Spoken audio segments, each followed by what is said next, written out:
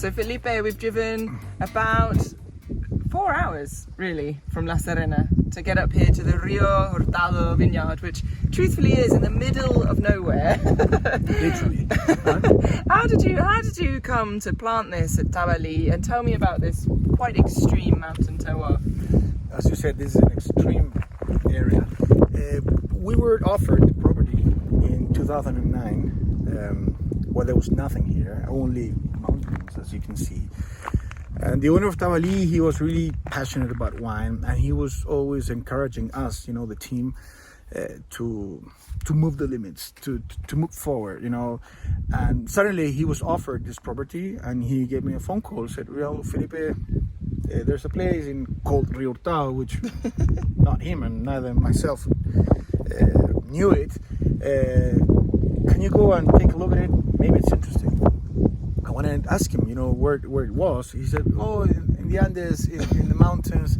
Oh, I said, "Interesting." So I came here, and there was nothing in there, really in the middle of nowhere. And I fall in love immediately when I arrived here. I saw these hillsides, so steep, in an area that has no history in winemaking. A little bit lower for pisco grape, which is the national spirit, but not for wine. And I said, well, we should, take a look at it more seriously to see if we have a potential for making wine here.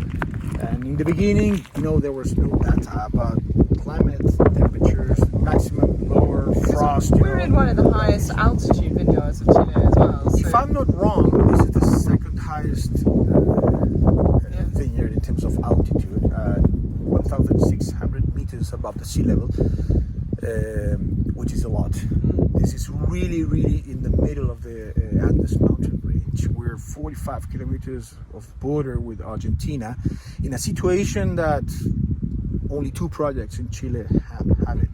So it has been a lot of trial and error, and because we started, when we did the planification of the plantation of the vineyard, honestly, I didn't know what to plant. The owner was asking me or encouraging me to plant Cabernet Sauvignon, emblematic of Chile, that in the coastal part of Limarí didn't, release good quality.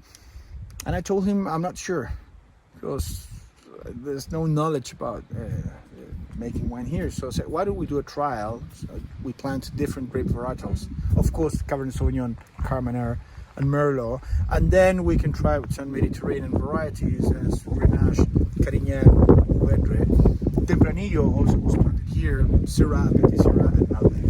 We planted 11 different grape varieties, red varieties, and to see what works. We have, what works.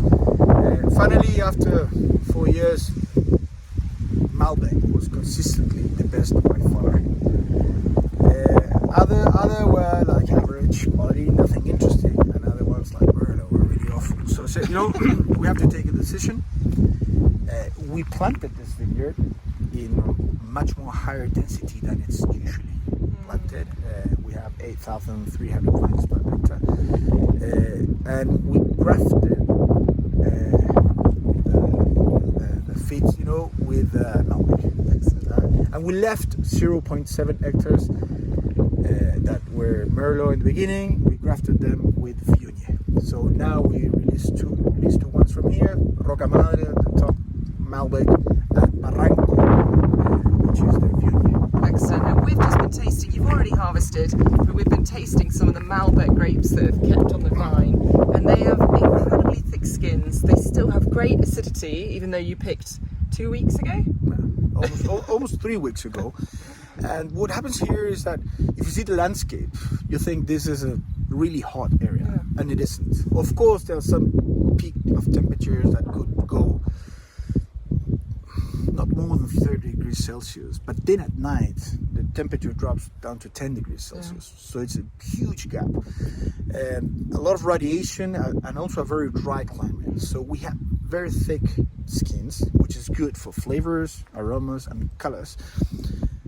But also the low temperatures gives us very good natural acidity, much more lower pH and higher natural acidity, which is fantastic for the wine, for the balance, and for the aging of the wine. So here, you might think that you can have a very ripe, fruity, jammy Malbec.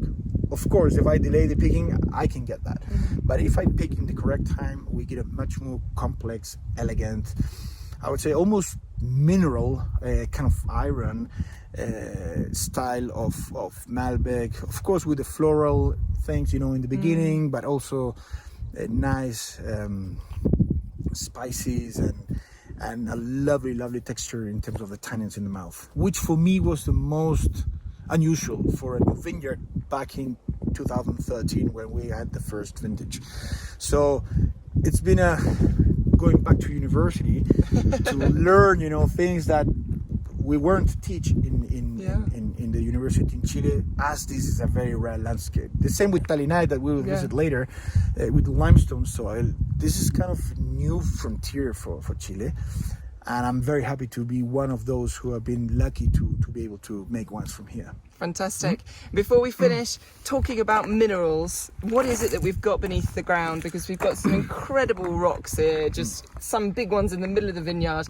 What is the kind of soil structure and how is it different to the rest of Limarí? Because we are a world apart from your other vineyards.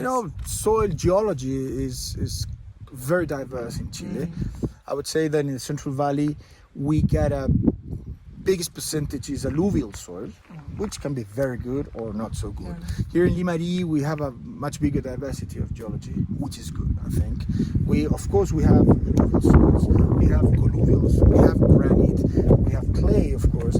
And in this place specifically, we have, in this situation, because if you go down to the river, we're going to have m.a.s.l. This is basaltic rock. Is the origin of volcanic rocks, and in the case of Roca Madre, the rock is decomposed in the place.